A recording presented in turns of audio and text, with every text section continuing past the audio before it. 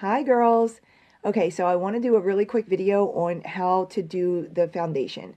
The Younique Flawless Foundation is not like any other foundation. It's unique in itself because not only is it a really um, thin liquid, it actually dries to like a velvety powdery finish.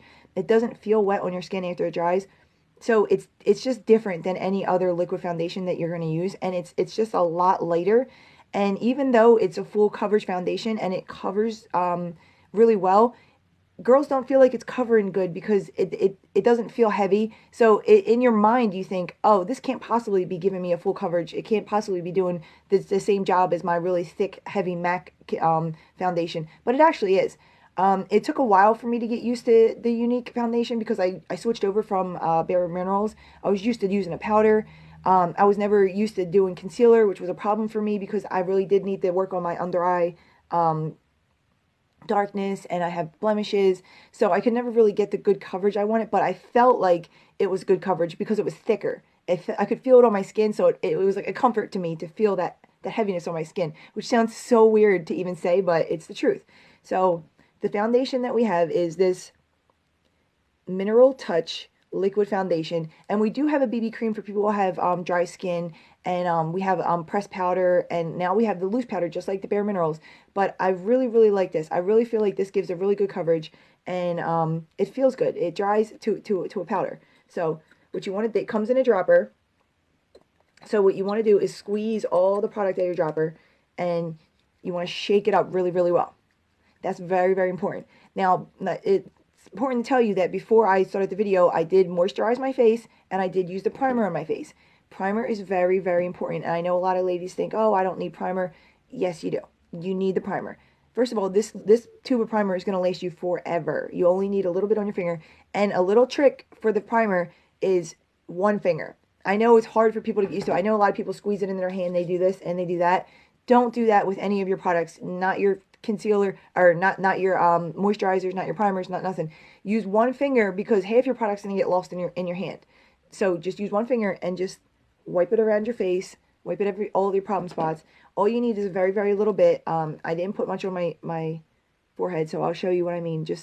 And now this is gonna glide over your pores or any wrinkles or any fine lines that you have, and it's going to like have a barrier between your makeup and your skin, and it's going to help your foundation glide over and just sit on top of your skin. So now I know a lot of you saw the videos with the foundations where girls are using the really dense Buki brush, it looks like, and it has like a circle on the inside. I'm not going to use that. I have noticed that a thicker, more denser brush with the Younique products actually does make your wrinkles stand out more. It makes it perfect. It's just my opinion. I've had other girls who tried the product and texted me and said, "Oh my gosh, I can see my wrinkles worse." And I said, "What brush did you use?" And I never tell someone to get that brush. I actually use a really soft Buki brush. I was using this to begin with, which was a really good brush to use. I only paid like $10 for this. Then I got this brush, and look, it's even softer, and you literally glide over the skin. But first you want to use your concealer before you use the primer. Again, I see a lot of girls, they do the concealer over top. They do top and bottom. I like to do it on the bottom because, in my opinion, if you put concealer over your foundation, then why aren't we putting concealer all over our entire faces? And you want to see your foundation. You don't want to see your concealer. We want to see this beautiful, flawless foundation, not the concealer. The concealer looks nice. The concealer does go on nice and smooth, but it's going to be a brighter, lighter color. So you really want to have that underneath. You want some good little makeup beauty blender sponges. I actually get mine at Walmart. They're not expensive. They're like $8. I get two in a pack of these. They're two different colors. And then these are like, I don't know, $4 or so, these little tiny ones. And these little tiny ones get in these little areas. Okay? Now, a lot of girls don't know this. You have to wet your beauty blender. You cannot use it dry. You have to wet it. You don't want it sopping wet. You don't want it soaking. You want to wet it and then put it like in a paper towel and get the rest of the water out. You just want it so it doesn't soak up any of your product, but you don't want to water down any of your product. A wet sponge is going to soak up less than a dry sponge. If you put this sponge in a blue water, Dry, it's going to suck it all up. If you put it in there wet, it's only going to have a little bit on there. So you really, this will save your product. So the first thing you want to do is put a little bit of concealer on your finger and dab it around your eyes. And now I've seen lots of videos where I saw the girl say, you only need a little bit of concealer. And I would freak out and say, that's a ton of concealer. What is she talking about? But you know what? It's actually not a ton of concealer. It's a very small amount, but it just looks like a ton because it's such great coverage. So, and you're going to want to put it like any blemishes. Like, see, I have a blemish right there. It just, and right here I have veins and redness. I just have to get rid of that. I know a lot of girls who have this issue right here, and it just makes it disappear. Right here I get some blemishes, and my chin is a problem area. And when I'm squirting this on, it's literally like little tiny dabs. It's just, see, it's just the smallest amount, and it just covers so well. So you don't need a lot, ladies. You don't need a lot, okay? I know it looks like a lot because it does cover so well, but I can assure you I used a very small amount. So now you want to get your beauty blender, and you want to just dab lightly. Just dab lightly. And now I do take it up into my eyelid because I do have some veins in my eyelids. I don't like to put a lot on my eyelids, so I just use the excess on my blender because I am going to put some eyeshadow on and stuff. So you don't really need a lot up there, but it just makes me feel better to do that. Blend it around your chin. And you can already see how much less red things are. So, okay, and now I take the little tiny one. You don't need a little tiny one, but I like it. And it gets all in here. Now, and if you're running out and you don't want to get your big beauty blender ready, then you could just grab this little puppy. It's so cute. And you want to always wash your beauty blenders. Don't ever let them sit with the product on it. I do it myself. I know I'm terrible with it, but it's good solid advice to wash your beauty blenders every single day, okay? Now, you're going to want to take your foundation, shake it all up. Now, I'm not going to tell you how much foundation to use. I want you to get to the amount of foundation that feels good for you.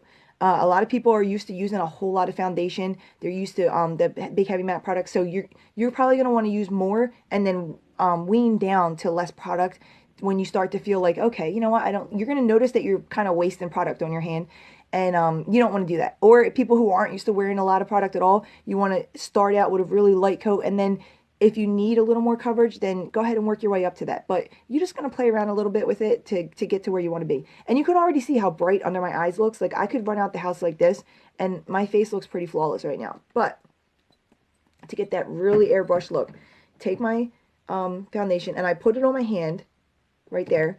And I just dab it around. I dab it around my face very, very lightly. I don't want to dab it hard in there. Put it under my eyes.